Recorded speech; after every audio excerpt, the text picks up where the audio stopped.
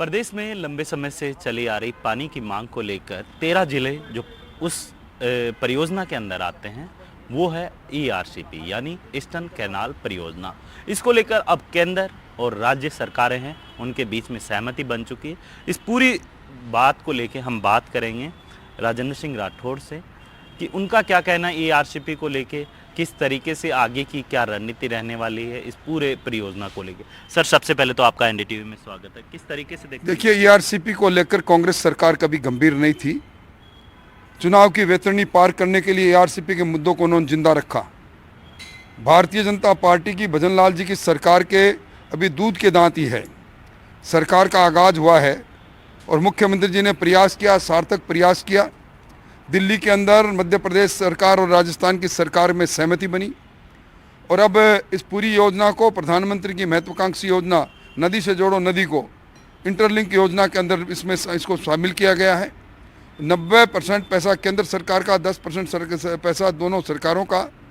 और अब ये 56,000 करोड़ से ज़्यादा का प्रोजेक्ट धरती पर उतरेगा और प्यासी धरती जो राजस्थान के 13 जिलों की थी उसकी प्यास बुझेगी और उनके 2,80,000 हेक्टेयर में सिंचित क्षेत्र भी बढ़ेगा। ये एक बहुत बड़ा राजस्थान के उन लोगों के लिए सौगात लेकर भजनलाल जी की सरकार आई है। सर एक सवाल और, क्योंकि चुनाव में देखा गया था कि कांग्रेस लगातार ईआरसीपी का मुद्दा बना रही थी और इसको लेके संभाग स्तर पे जो 13 जिले थे उनको लेके एक यात्रा भी निकाली थी, उसके बारे में क्या कहेंगे? कांग्रेस की यात्रा कांग्रेस की राजनीतिक शव यात्रा साबित हुई।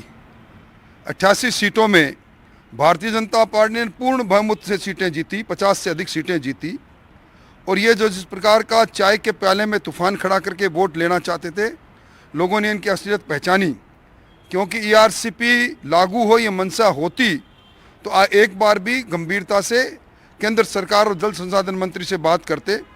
जल संसाधन मंत्री गजेंद्र सिंह जी यहाँ आए, उन्होंने मंत्री राजस्थान सरकार को आमंत्रित किया, यहाँ के अधिकारियों को आमंत्रित किया। एक ने भी आने से सहमति नहीं दी, सब इनकार कर गए। क्योंकि वो जानते थे कि जब टेबल पर बैठेंगे तो कोई ना कोई नतीजा निकलेगा। वो बैठना ही नहीं चाहते थे। अब सरकार की विदाई हुई, ईआरसीपी अब मूल रूप दे रही है। लेकिन गहलोत सरकार जब थे, पूर्ववर्ती जो सरकार है गहलोत जी की, उन्होंने कहा कि मैंने केंद्र को कई बार पत्र भी लिखे लेकिन केंद्र की तरफ से कोई आगे से हमें वो बढ़ावा नहीं दी गई। पत्र लिखकर समाचार पत्रों में पत्र की प्रतिलिपि देने से कोई योजना मूर्त रूप नहीं लेती। योजना के अंदर जो तकनीकी रूप से पेच फंसे हुए थे मध्य प्रदेश की सरकार, जो कांग्रेस की सरकार, उन्हीं की सरकार कमलनाथ की सरकार ने जो आपत्तियां की थी उन आपत्तियों को दूर करने का काम कभी नहीं किया, उन्होंने सोचा भी नहीं। अब आप देख रहे हैं कि अभी सरकार का आगाज हुआ है भजनलाल जी की सरकार का और ईआरसीपी के तकनीकी पेच भी हट गए और अब ईआरसीपी मूर्त रूप को लेने के लिए आगे बढ़ रही है। एमओयू होने के अगले सप्ताह तक एमओयू तक होने की संभावना को इनकार नहीं किया जा सकता। सर अगर बात की जाए पूरे प्रदेश की तो राजस्थान पूरे देश के अंदर सबसे बड़ा क्षेत्रफल वाला राज्य है। वहीं अगर उसके पानी की बात की जाए तो मात्र 2% है वो पानी है और पूरे राजस्थान में पानी की दिक्कत है। तो इस परियोजना के बाद किस तरीके की जो भौगोलिक स्थिति बदलेगी? राजस्थान में पानी 2% नहीं 1.17% है, मिलियन लीटर है। और राजस्थान के अंदर निश्चित तौर पर वाटर स्कैरिसिटी का ये स्टेट है, वाटर डिफिसिट स्टेट है। इसके अंदर ईआरसीपी के आने से 13 जिलों के अंदर एक तरह से वहाँ के लोगों के पीने के पानी की समस्या का स्थायी समाधान और 2,80,000 हेक्टेयर में सिंचित क्षेत्र बढ़ना, ये वहाँ के लोगों की आर्थिक हालात को बदलाव की ओर ले जाने का काम करेगा। लोगों का जीवन स्तर ऊंचा उठेगा और इसी सपने के साथ लोगों ने भारतीय जनता पार्टी को सत्ता सौंपी है। हम उन सपनों को यथार्थ में बदलेंगे।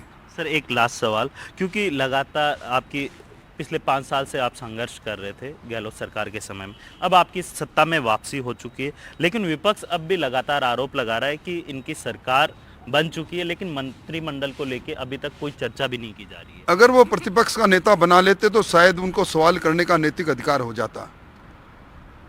प्रतिपक्ष का नेता जो नहीं बना पाए, वो किस आधार पर हमसे सवाल खड़ा कर रहे हैं? श्रेष्ठ में सर्वश्रेष्ठ का चयन भारतीय जनता पार्टी करती है तो समय लगना वाजिब सी बात है और ऐसा कोई अप्रत्याशित समय लगा भी नहीं।